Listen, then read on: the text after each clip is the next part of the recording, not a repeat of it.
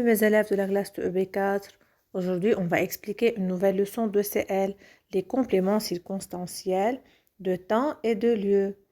Que ça veut dire complément circonstanciel?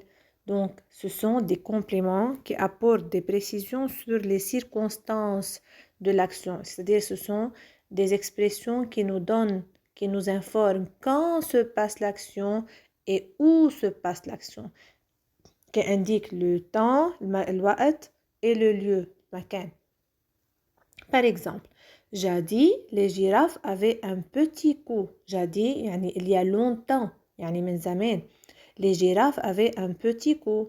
Donc, pour l'expression jadis, je pose la question. Quand les girafes avaient un petit cou? Quand? Jadis. Par exemple, c'est une expression qui indique le temps. Quand je pose la question quand, alors c'est un complément circonstanciel de temps. Un jour, dans la savane, une petite girafe eut envie de manger les feuilles des arbres. Quand une petite girafe eut envie de manger les feuilles des arbres? Quand? Un jour. Donc le mot ou bien l'expression un jour, c'est un groupe nominal qui indique le temps aussi. Quand? Un jour. Je passe maintenant car elle lui semblait bien appétissante. Elle en avait assez de manger de l'herbe toute la journée.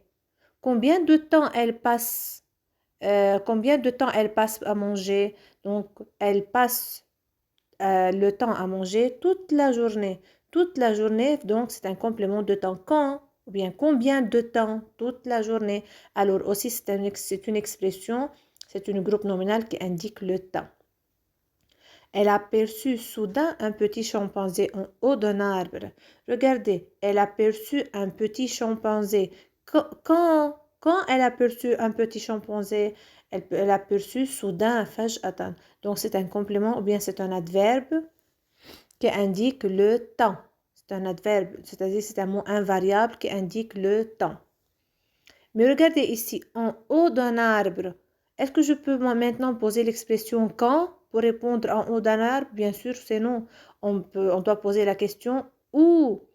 Où elle a aperçu un petit chimpanzé? When?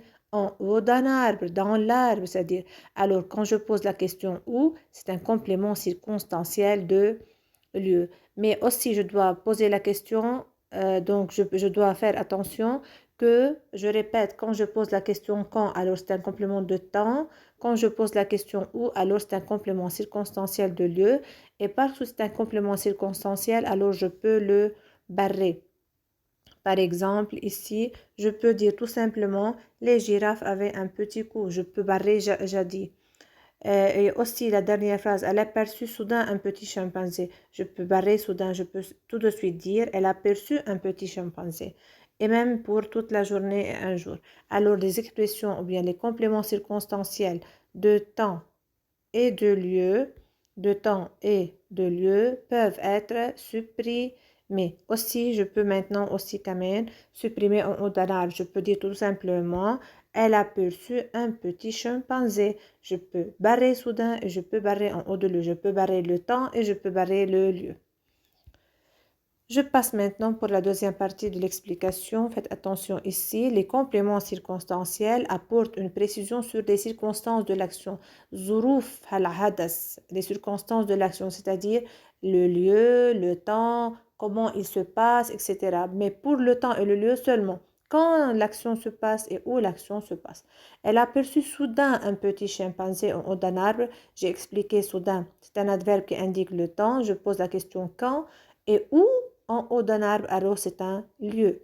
Soudain, en haut d'un arbre, elle aperçut un petit chimpanzé. Regardez, je peux alors déplacer, je peux changer la place, je peux le placer au milieu de la phrase et ici, regardez, je peux le placer au début de la phrase. Et maintenant, ici, dans cette phrase, le lieu est à la fin de la phrase.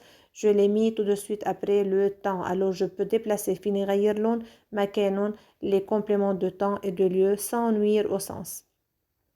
Elle a aperçu un petit chimpanzé. Regardez cette phrase. Dans cette phrase, j'ai barré soudain et j'ai barré en haut d'un arbre. J'ai écrit la phrase sans un complément de temps ni de lieu. Je passe maintenant à un complément circonstanciel de temps. يعني الوقت apporte une précision sur le moment ou la durée. يعني il indique le moment الوقت ou bien la durée. Combien il a passé du temps. الوقت. Il répond aux questions quand, depuis quand, jusqu'à quand. Tout de suite, par exemple, elle mangeait de l'herbe toute la journée. Combien de temps? Toute la journée. Quand? Toute la journée. Donc, quand je pose la question quand, alors c'est un complément de temps. Un complément de lieu apporte une précision sur le lieu. Il indique le lieu بدلني على المكان de l'action. Il répond à la question où, أين أو vers où, نحو أين أو jusqu'où, إلى أين. Même chose. Elle aperçut un chimpanzé en haut d'un arbre. Où?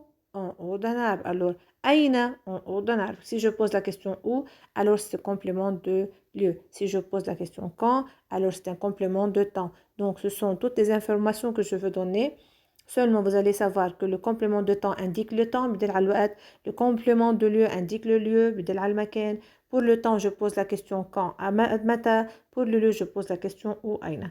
Et c'est tout. Merci beaucoup, mes élèves de la classe de EB4.